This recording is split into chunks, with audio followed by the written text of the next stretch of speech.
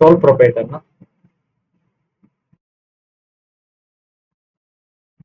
Yes correct.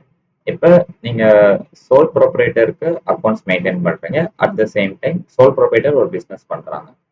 அவங்களுக்கும் நீங்க accounts maintain பண்றீங்க. அதே மாதிரி ஒரு கம்பெனிக்கும் நீங்க அக்கௌண்ட்ஸ் மெயின்டைன் பண்றீங்க. இந்த ரெண்டு கேஸ்ல உங்களுக்கு என்ன டிஃபரன்ஸ் இருக்கும்? Sole proprietor and company.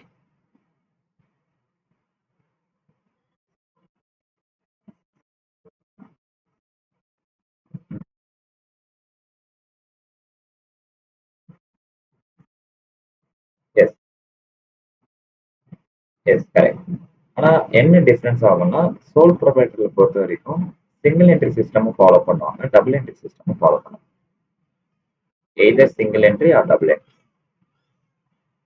Double entry எப்போ ஃபாலோ பண்ணுவாங்கன்னா அவங்க எப்போ கவர்மெண்ட்டுக்கு வந்து டாக்ஸ் கட்டுற அளவுக்கு வந்து அவங்க ஆன் பண்றாங்களோ அப்பதான் வந்து அவங்க டபுள் என்ட்ரி சிஸ்டம் ஃபாலோ பண்ணுவாங்க. அது வரைக்கும் சிங்கிள் என்ட்ரி சிஸ்டம் தான் ஃபாலோ பண்ணுவாங்க. பட் நீங்க கம்பெனின்னு ஒரு இண்டிவிஜுவல் நீங்க கிரியேட் பண்ணிட்டீங்கனாலே நீங்க டாக்ஸ் கட்டுறீங்களோ இல்லையோ டபுள் என்ட்ரி சிஸ்டம் தான் ஃபுல் அண்ட் ஃபுல் ஃபாலோ பண்ணும். ஐ மீன் இனிஷியல் ஸ்டேஜ்ல இருந்து இப்போ ஒரு கம்பெனி வந்து ஸ்டார்ட் பண்றாங்கன்னா அந்த சின் நம்பர்ல இருந்து அப்ளை பண்ணுவாங்க, கார்பரேட் ஐடென்டிஃபிகேஷன். அதுல இருந்தே அவங்க வந்து full and full double entry system தான் ஃபாலோ பண்ணி ஆகணும். சிங்கிள் என்ட்ரி டபுள் என்ட்ரி ஏதாவது ஐடியா இருக்கா?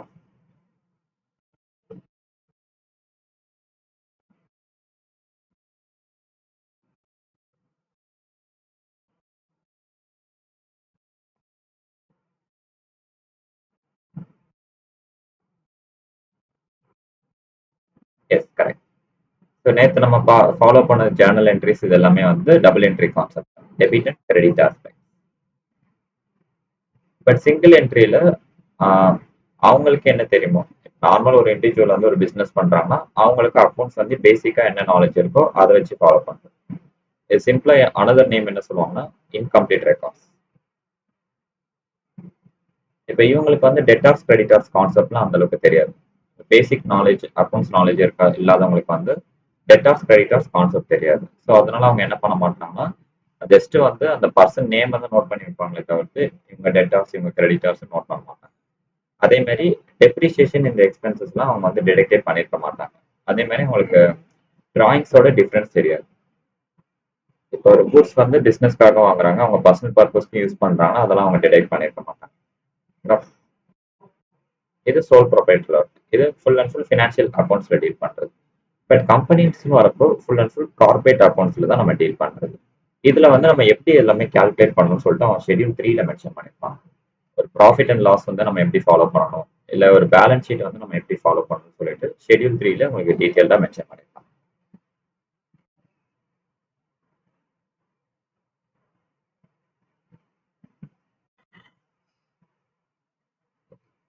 ஃபினான்ஷியல் ஸ்டேட்மெண்ட்ல எது இதெல்லாம் இன்க்ளூட் ஆகும்னு கொடுத்துருக்காங்க. Balance sheet, profit and loss account, and இதுவே என்பிஓவா இருந்தா இன்கம் அண்ட் எக்ஸ்பெண்டிச்சர். என்பிஓனா not profit organisation or NGO. இந்த மாதிரி கேசஸ் எல்லாம் இன்கம் அண்ட் எக்ஸ்பெண்டிச்சர் அட்டாச் பண்ணணும். Cash flow statement and any explanatory note. Okay, இதில் ஆக்சுவலாக அனதர் பாயிண்ட் மிஸ் பண்ணிட்டாங்க, changes in equity. Changes in ஈக்விட்டினா அது ஐடியா இருக்கா? ஓகே, சேஞ்சஸ் இன் ஈக்விட்டினா இப்போ கம்பெனி பொறுத்த வரைக்குமே வந்து கேபிட்டலில் வந்து நம்ம ஷேர் கேபிட்டல் தான் மெயின் பண்ணுவோம். ஆக்சுவலி கேபிட்டலுக்கும் ஷேர் கேபிட்டலுக்கும் என்ன டிஃபரன்ஸ்? நேற்று கிளாஸ்ல எங்களுக்கு நான் சொன்னேன், ஞாபகம் இருக்கா?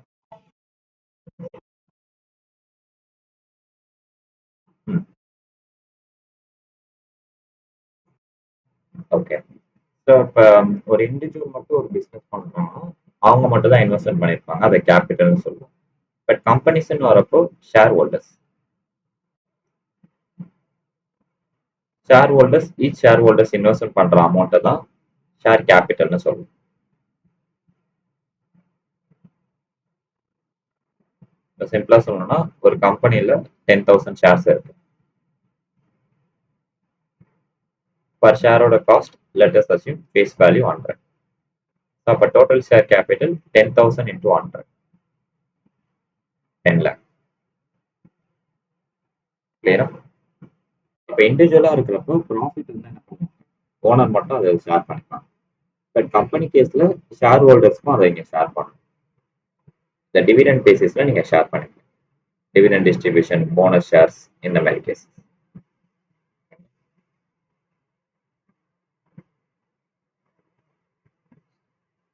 ஷெட்யூல் 3. ஓகே. ஷெட்யூல் 3ல part 1 balance sheet, part 2 statement of profit and loss account. Okay. First of all part 2 பார்த்துட்டு பார்ட் 1 பார்க்கலாம்.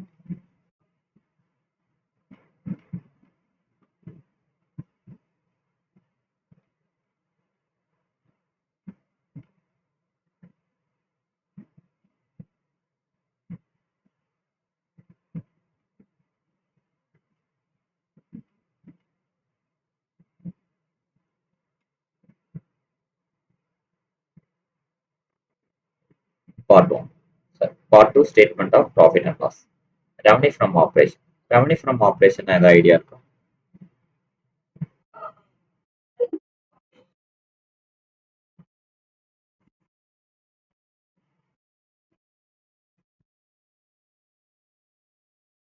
S correct. கம்பெனியோட டோட்டல் ரெவன்யூ. ஓகேங்களா? இதை சிம்பிளா அனதர் டேம் என்ன சொல்லலாம்னா டர்ன் ஓவர் ஆர் சேல்ஸ். கம்பெனியோட total turnover and sales.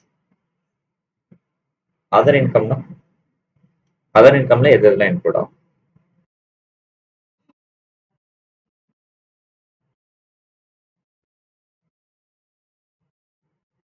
S correct. இப்போ எதாவது எதுல இன்வெஸ்ட்மெண்ட் பண்ணியிருந்தா அதுல வர இன்ட்ரெஸ்ட் அமௌண்ட், இல்லை அவங்க பில்டிங்கை ரெண்ட் கொடுத்துருந்தா அந்த ரெண்ட் ரிசீவ்ட், இந்த மாதிரி கேஸ். இது எல்லாமே அதர் இன்கம் கேட்டகரி. இது ரெண்டையும் ஆட் பண்ணீங்கன்னா டோட்டல் இன்கம். அதுல இருந்து இந்த எக்ஸ்பென்சஸ் எல்லாத்தையும் நீங்க லெஸ் பண்ணணும். First one, cost of material consume, purchase of stock in trade. Material கன்சியூம்னா ஏதாவது ஐடியா இருக்கா?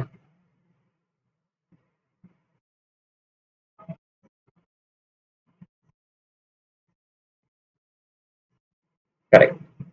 ஸோ இதை வந்து எப்படி ஃபைண்ட் அவுட் பண்ணுவாங்கன்னா அதுக்கான formula cost of material consume. Opening stock, closing stock difference தெரியும் உங்களுக்கு?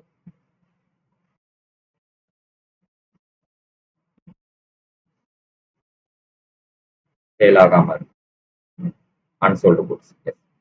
இப்போ கரண்ட் இயர்ல க்ளோசிங் ஸ்டாக்கா இருக்கிறது நெக்ஸ்ட் இயர்ல ஓப்பனிங் ஸ்டாக் ஆகும். இப்போ கரண்ட் இயர்ல யூஸ் பண்ணதுன்னு பார்த்தீங்கன்னா ஓப்பனிங் ஸ்டாக் யூஸ் பண்ணியிருப்பாங்க. அண்ட் அதே இயர்ல கரண்ட் இயர்ல அடிஷனல் ரா மெட்டீரியல் எதாவது பர்ச்சேஸ் பண்ணியிருப்பாங்க, அதை ஆட் பண்ணணும். ஃபைனலா க்ளோசிங் ஸ்டாக் யூஸ் பண்ணாம விட்டுருப்பாங்க, அதை மைனஸ் பண்ணணும். இது போக வர நெட் அமௌண்ட்டை தான் நீங்க என்ன பண்ணிருக்கணும், பேலன்ஸ் ஷீட் சரி காஸ்ட் ஆஃப் மெட்டீரியல் கன்சியூம்ல இங்க ஆட் பண்ணணும். Next one, changes in inventory of finished goods, work in progress, stock in trade. Okay. Changes in இன்வென்டரிஸ்னா ஏதாவது ஐடியா இருக்கா?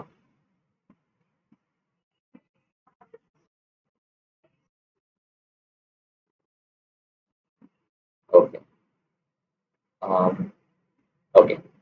இப்போ ஃபைனல் அக்கௌண்ட்ஸ் எடுத்துக்கிட்டீங்கன்னா ட்ரேடிங் அக்கௌண்ட்ல debit side closing stock, credit side sorry debit side opening stock, credit side closing ஸ்டாக்னு entry பண்ணுவீங்க. கரெக்டா? பட் இது trading account, final account.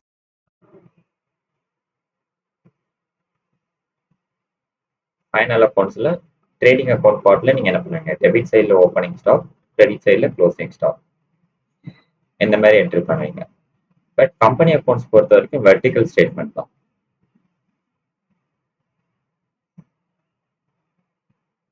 To opening stock, credit side to closing stock by closing stock. இப்போ இங்க changes in இன்வென்ட்ரிஸ்னு வரப்போ உங்களுக்கு எப்படி changes ஆகும்னா, example opening stock value 50,000, closing stock value 70,000. இது ரெண்டுத்துக்கும் உள்ள டிஃபரன்ஸை தான் இங்க ஸ்ட்ரைட்டா மென்ஷன் 20,000. கிளியரா? ஸோ ட்ரேடிங் அக்கௌண்ட்னா நீங்க டபுள் சைடு என்ட்ரி பண்ணுவீங்க. பட் கம்பெனி அக்கௌண்ட்ஸ்னு வரப்போ லிட்டில் பிட் இந்த சேஞ்சஸ் இருக்கும். Next one, employee benefits expenses. Yes yes correct. So இதில் பார்த்தீங்கன்னா எம்ப்ளாயீஸ்க்கு எம்ப்ளாயி பெனிஃபிட் எக்ஸ்பென்சஸ் அவங்களுக்கு பே பண்ண வேண்டிய சேலரி, வேஜஸ், போனஸ் இதெல்லாமே இன்க்ளூட் ஆகும்.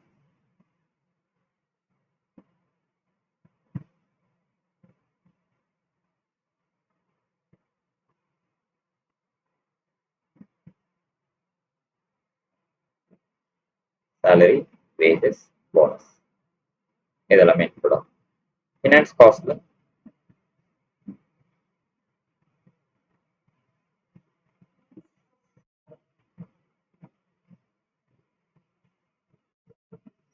ஓகே. இப்போ பிஸ்னஸ் ஏதாவது லோன் வாங்கியிருக்காங்க, டிபெஞ்சர்ஸ் எல்லாமே வாங்கியிருக்காங்க, அவங்களுக்கு பே பண்ண வேண்டிய இன்ட்ரெஸ்ட் ஆகும். Next one depreciation and amortisation expenses. Okay. So depreciation நம்ம லாஸ்ட் கிளாஸ்ல பார்த்துருப்போம். அமார்டைசேஷன் ஏதாவது ஐடியா இருக்கா?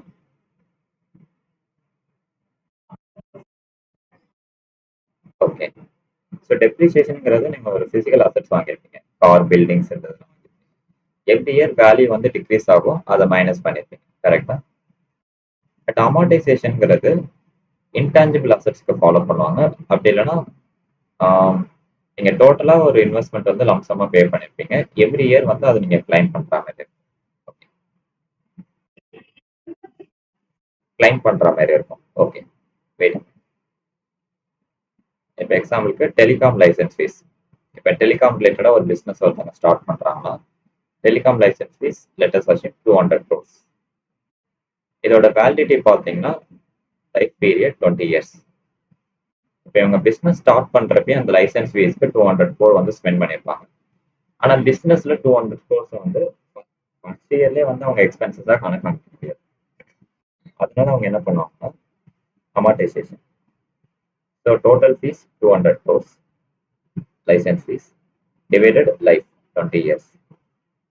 ஸோ அப்போ எவ்ரி இயர் வந்து 10 crore 10 crore வந்து அமார்டைசேஷன் பண்ணிக்கலாம், எக்ஸ்பென்சஸ் மாதிரி அவங்க கணக்கு காமிச்சிக்கலாம். மேலும் இதான் அமார்டைசேஷன் சொல்லுவோம். Next one other expenses. Other எக்ஸ்பென்சஸ்னா இப்போ நம்ம இந்த 5 பிளாக் பார்த்தோம்ல, cost of material, changes in inventory, employee benefit, finance cost, depreciation, இதுல எதெல்லாம் வரலையோ அதெல்லாம் அதர் எக்ஸ்பென்சஸ். இது வந்து டோட்டல் எக்ஸ்பென்சஸ். டோட்டல் இன்கம்ல இருந்து டோட்டல் எக்ஸ்பென்சஸ் லெஸ் பண்ணீங்கன்னா வர value profit before exceptional and extraordinary items. Next one exceptional items. எக்ஸெப்ஷன்னா ஏதாவது ஐடியா இருக்கா? ஓகே. ஸோ எக்ஸெப்ஷனுங்கிறது இஸ் நத்திங் பட் கவர்மெண்ட் வந்து சில இது வந்து எக்ஸம்ஷன் கொடுத்துருப்பாங்க, டாக்ஸ் இல்லைன்னு சொல்லிட்டு.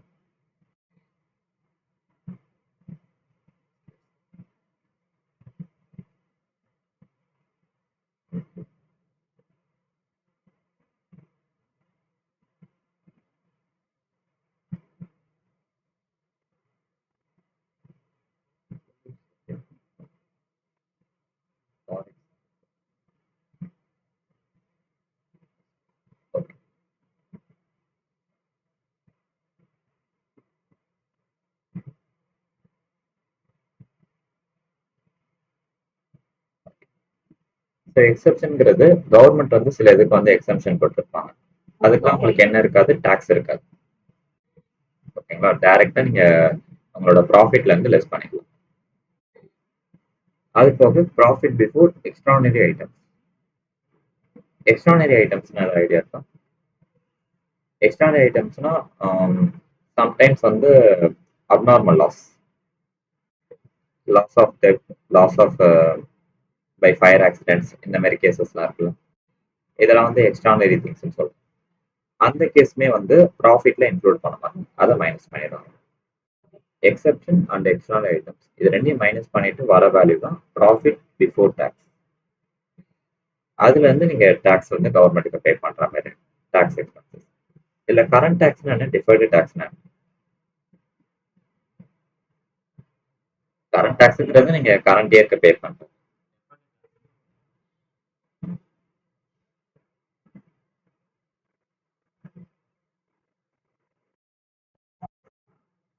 டிஃபர்ட் டேக்ஸ்னா ஏதாவது ஐடியா இருக்கா? ஓகே. ஸோ டெஃபர்டு டேக்ஸ்னா இஸ் நத்திங் பட் லாஸ்ட் இயர்ல டேக்ஸ் வந்து பே பண்ணாம விட்டுருப்பாங்க. இல்ல ஏதாவது அமௌண்ட் வந்து அதுல ஷார்டேஜா இருக்குன்னா, அத வந்து நெக்ஸ்ட் இதுக்கு கேரி ஃபார்வர்ட் பண்ணணும். ஆ, இது ஜென்ரலா எப்படி ஞாபகம் வச்சுக்கலாம்? ப்ரொவிஷன் ஃபார் டேக்ஸ் ஐடியா இருக்கு? Okay, okay.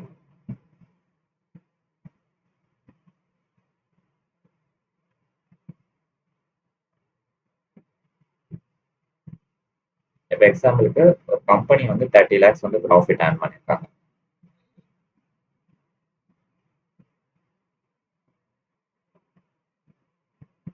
ஸோ கம்பெனிக்கு டேக்ஸ் பர்சன்டேஜ் ஐடியா இருக்கா?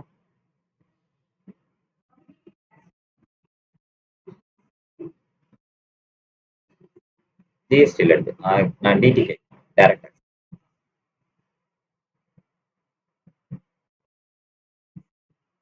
டைரக்ட் இல்ல கம்பெனிக்குள்ள. ஓகே. ஸோ கம்பெனிக்கு வந்து டைரக்ட் டேக்ஸ் வந்து ஃபிளாட்டா 30%. இப்போ ஒரு கம்பெனி வந்து 30 லேக்ஸ் ப்ராஃபிட் ஏர்ன் பண்றாங்கன்னா 30% வந்து கவர்மெண்ட்டுக்கு டேக்ஸ் பே பண்ணும். இப்போ 30 லேக்ல 30% 9 லேக்ஸ். இப்போ இதுல என்ன ப்ராப்ளம்னா, நீங்க புக்ஸ் ஆஃப் அக்கௌண்ட் க்ளோஸ் பண்றது 31 மார்ச். ஸோ அப்ப நீங்க அந்த 1 மந்த்லி 9 லேக்ஸை வந்து உங்களால ஸ்பெண்ட் பண்ண முடியாது. ஓகேங்களா? அதனால கம்பெனி என்ன பண்ணிருப்பாங்கன்னா, ப்ரொவிஷன் ஒன்று கிரியேட் பண்ணி வச்சிருப்பாங்க. Provision for tax. இப்போ இந்த கேஸ்ல அவங்க என்ன பண்ணுவாங்கன்னா, ஈச் மந்த் வந்து ஒரு செப்பரேட் அமௌண்ட் அப்ராக்சிமேஷனா எக்ஸாம்பிள் சொன்னா அப்ராக்சிமேஷனா ஒரு 1 லேக்ஸ் வந்து எவ்ரி இயர் வந்து ப்ரொவிஷனுக்கு எடுத்து வைக்கிறாங்க. 1 லேக் ஃபார் எவ்ரி மந்த். இப்போ இந்த கேஸ்ல என்ன ஆகும்னா, பர் இயருக்கு டோட்டலா 12 மந்த்ஸ். 1 லேக் இன்டூ 12 லேக்ஸ் இருக்கா? அந்த 12 லேக்ஸ்ல 9 லேக்ஸ் வந்து கவர்மெண்ட்டுக்கு டாக்ஸ் பே பண்ணிடுவாங்க. பேலன்ஸ் இருக்க 3 லேக்ஸ் வந்து என்ன பண்ணுவாங்கன்னா, நெக்ஸ்ட் மந்த்துக்கு நெக்ஸ்ட் இயருக்கு கேரி ஃபார்வர்ட் பண்ணிடுவாங்க. இது நார்மல் கான்செப்ட். இன்கேஸ் இப்போ இதுல ஷார்டேஜ் இருக்கு. இப்போ கம்பெனி வந்து டாக்ஸ் வந்து 15 லேக்ஸ் இருக்குன்னு வச்சுக்கோங்க. இப்போ ஷார்டேஜா 3 லேக்ஸ் இருக்கா? அந்த 3 லேக்ஸை வந்து கம்பெனி அடிஷ்னலா ஸ்பெண்ட் பண்ணணும். அதுதான் டெஃபர்டு டாக்ஸ். ஷார்டேஜ்னா உங்களுக்கு நெகட்டிவ்ல இருக்கு. ஸோ நீங்க ப்ராஃபிட் பிஃபோர் டாக்ஸ்ல இருந்து டாக்ஸ் எல்லாம் லெஸ் பண்ணிட்டீங்கன்னா உங்களுக்கு வர்றது profit or loss for the period continuing operation and profit and loss from discontinuing operation. Okay. Continuing operation என்ன டிஸ்கண்டினியூங் ஆப்ரேஷன்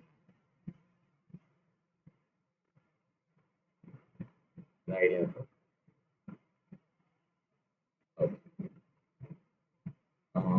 இப்போ எக்ஸாம்பிளுக்கு ஏ வந்து ஒரு மொபைல் ஷாப் ரன் பண்றாங்க. ஸோ இவங்களோட பிஸ்னஸ் மோட்டிவே பார்த்தீங்கன்னா ஃபர்ஸ்ட் ஒன் ட்ரேடிங். ட்ரேடிங்கிறது mobile phone buy and sell first category. Second one service பண்றது, displays changes and other interior services இதெல்லாமே பண்றது. ஓகேங்களா? இப்போ கம்பெனி வந்து என்ன நினைக்கிறாங்கன்னா, இப்போ ட்ரேடிங்னா அதை டைரக்டா அவங்க காமர்ஸ்லேயே பண்ணலாம். சர்வீஸ்னா உங்களுக்கு பிளேஸஸ் தேவைப்படும். ஷாப் வேணும், ஆப்ரேட்டிங் காஸ்ட் எக்ஸஸ் ஆகும், இந்த மாதிரி திங்க் பண்றாங்க. அதனால என்ன பண்றாங்கன்னா டெம்பரவரியா சர்வீஸை மட்டும் டிஸ்கண்டினியூ பண்றாங்க.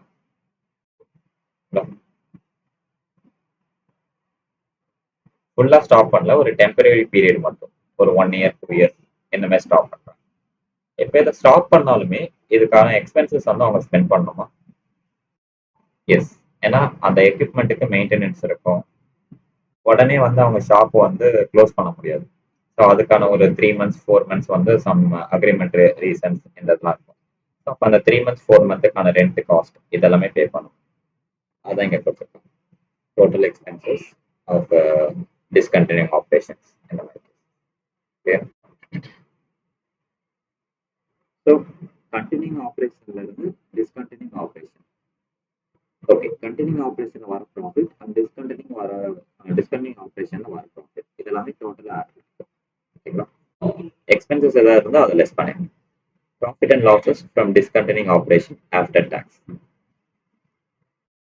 இது போக வர்றது தான் profit or loss for the period. இப்போ சிம்பிளா அதை நீங்க எப்படி ஞாபகம் வச்சுக்கணும்னா, ப்ராஃபிட் ஃப்ரம் கண்டினியூங் ஆப்ரேஷன் உங்களுக்கு 10 lakhs வந்து ப்ராஃபிட் வந்திருக்கு. இப்போ டிஸ்கண்டினியூங் ஆப்ரேஷனால உங்களுக்கு லாஸ் வந்து 2 lakhs வந்திருக்கு. ஸோ லாஸ் இருந்தால் நீங்க அப்சல்யூட்டா டாக்ஸ் கட்ட மாட்டீங்க. ஸோ அப்போ உங்களுக்கு நெட் அமௌண்ட்டா பார்த்தீங்கன்னா லாஸ் ஃப்ரம் கண்டினியூங் ஆப்ரேஷன்ல 2 lakhs வந்து உங்களுக்கு லாஸ் இருக்கு. அப்போ உங்களுக்கு டோட்டலா ப்ராஃபிட்னு பார்த்தீங்கன்னா continuing ஆப்ரேஷன்ல 10 lakh, discontinuing ஆப்ரேஷன்ல 2 lakh. 10 lakh minus 2 lakh 8 lakh. கிளியரா? ஸோ இதுதான் earnings per equity share. Okay, earnings per equity share idea இருக்கு. ஓகே, எக்ஸாம்பிளுக்கு ஒரு கம்பெனியில ஷேர் ஹோல்டர்ஸ் இப்போ 1000 ஷேர் ஹோல்டர்ஸ் இருக்காங்கன்னு வச்சுக்கோங்க. கம்பெனியா இருக்கிறப்போ ஏர்னிங்ஸ் வந்து எல்லாருக்குமே வந்து அவங்க ஸ்ப்ரெட் பண்ணி கொடுப்பாங்க, ஈக்குவலா அவங்க ஷேர் பண்ணிக்கலாம். இப்போ கம்பெனியோட ப்ராஃபிட் பார்த்தீங்கன்னா ஆஃப்டர் டாக்ஸ் போக 8 lakhs இருக்கு. Number of share holders 1000. 8 lakh divided 1000, 800. கிளியரா? இதை தான் ஏர்னிங் பர் ஷேர்னு சொல்லுவோம். இது ஆக்சுவலா எஃப்எம்ல உங்களுக்கு இன்னும் டீட்டெயில்டா இருக்கும். கிளியரா? இதுல ஃபார்முலா இருக்கும். இப்போதைக்கு நீங்க கான்செப்டா இது மட்டும் லேர்ன் பண்ணிக்கோங்க. உங்களுக்கு நான் ஃபியூச்சர்ல இது அப்டேட். இந்த பார்ட் கிளியரா?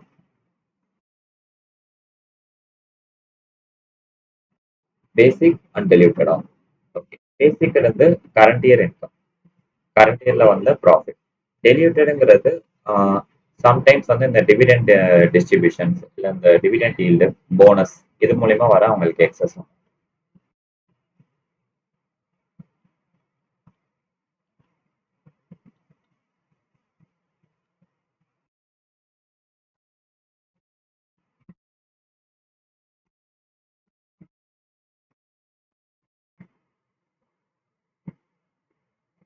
Part 1, form of balance sheet. First one, equity and liabilities. இதுல share holders fund. Share holders ஃபண்ட்ல ஷேர் கேபிட்டல். ஷேர் கேபிட்டல்னு கொடுத்திருந்தா ஈக்விட்டி ஷேர் கேபிட்டலும் இன்க்ளூட் ஆகும் அண்ட் ப்ரிஃபரன்ஸ் ஷேர் கேபிட்டல், இது ரெண்டுமே இன்க்ளூட் ஆகும். Reserves and surplus. Reserves and சர்ப்ளஸ்ல என்னென்ன இன்க்ளூட் ஆகும் ஐடியா இருக்கா?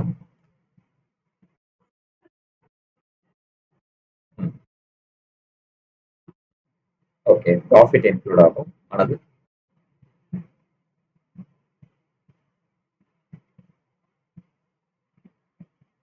வேற ஏதாவது ஐடியா இருக்கும்?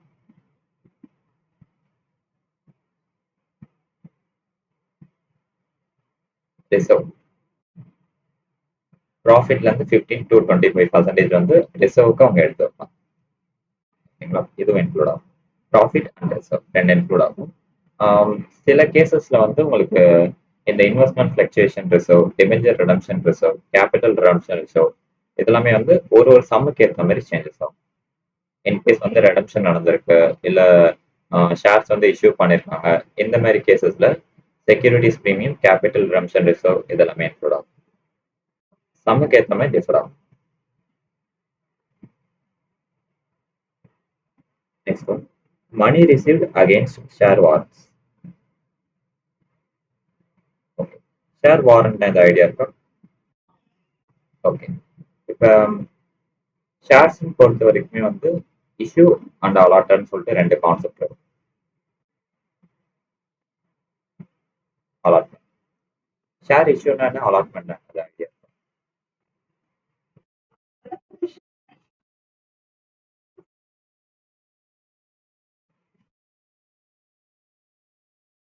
Yes correct. Yes correct. Money received against share வாரண்ட்ஸ்னா இப்போ இன்கேஸ் வந்து எக்ஸஸா உங்களுக்கு ரிசீவ் ஆகுதுல, ஓவர் சப்ஸ்கிரிப்ஷன் இந்த மாதிரி கேசஸ், அதுதான் வந்து மணி ரிசீவ்ட் அகேன்ஸ்ட் ஷேர் வாரண்ட்னு சொல்லுவோம். ஓகேங்களா? சில கேசஸ்ல இது டிஃபர் ஆகும்.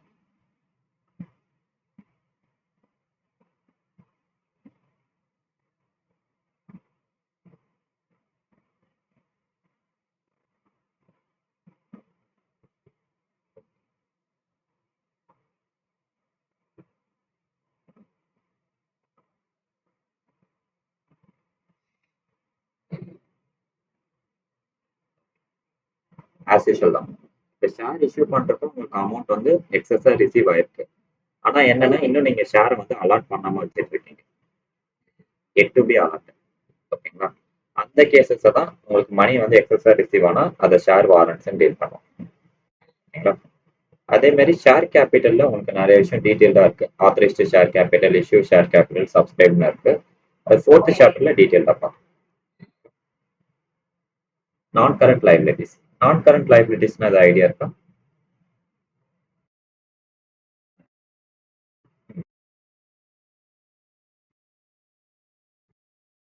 S, yes, correct. First one long term borrowings, loans இந்த மாதிரி cases and deferred tax liabilities, tax ரிலேட்டடாக வருது.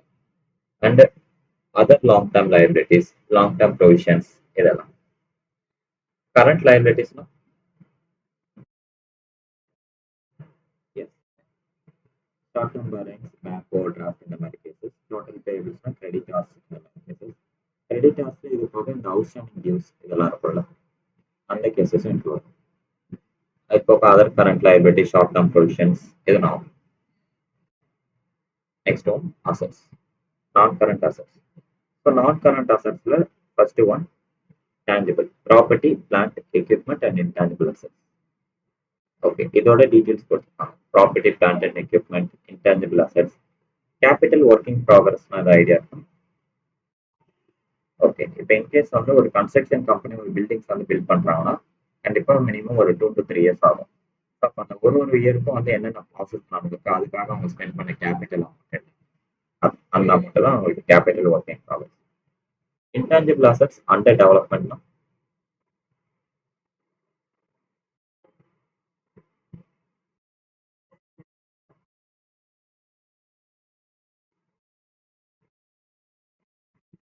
Okay, yes. அந்த அனதர் ஒன் நீங்க இன்கேஸ் வந்து புக் ரைட்டரா இருக்கீங்கன்னா ராயல்டிஸ் இந்த இதெல்லாம் எதிர்பார்ப்பாங்க.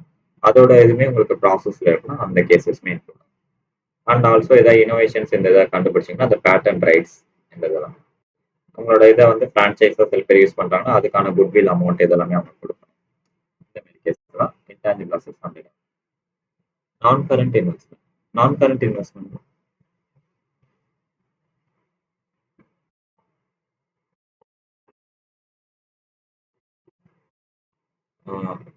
Okay, okay. இது ஆக்சுவலா எஸ், கரெக்ட். கம்பெனிஸும் அதேதான். அவங்களோட பிசினஸ் இல்லாம வேற எதுலயாவது இன்வெஸ்ட்மெண்ட் பண்ணி வச்சிருக்காங்க. Shares, golds, bonds and deferred tax assets. As usual நம்ம டாக்ஸ் லைபிலிட்டி பார்த்த மாதிரி தான் அந்த deferred tax. And long term loans and advances, other non current assets. Okay, loan borrow பண்ணியிருந்தீங்கன்னா லைபிலிட்டிஸ், லோன் வந்து லெண்ட் பண்ணியிருந்தீங்கன்னா உங்களுக்கு அசெட்ஸ். ஓகேங்களா?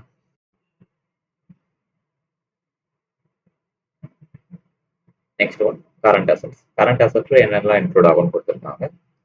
Current investment. கரண்ட் இன்வெஸ்ட்மெண்ட்டுங்கிறது ஷார்ட் டர்ம் இன்வெஸ்ட்மெண்ட்டாக இருக்கலாம். லாங் டர்மா இருந்தால் நான் கரண்ட்ல வரும், ஷார்ட் டர்மா இருந்தால் கரண்ட் இன்வெஸ்ட்மெண்ட் வரும்.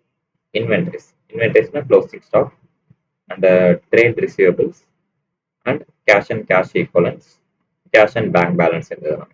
ட்ரேட் ரிசீவபிள்னா டெட்டார்ஸ் இந்த இது இன்க்ளூட் ஆகும். ஷார்ட் டர்ம் லோன்ஸ் அண்ட் அட்வான்சஸ்னா ப்ரீபெய்டு இந்த இதெல்லாம் இருக்குல்ல, அதோட கேஸ். இதுல வராம வேற எதெல்லாம் இருக்கோ அதெல்லாமே அதர் கரண்ட் அசெட்ஸ்.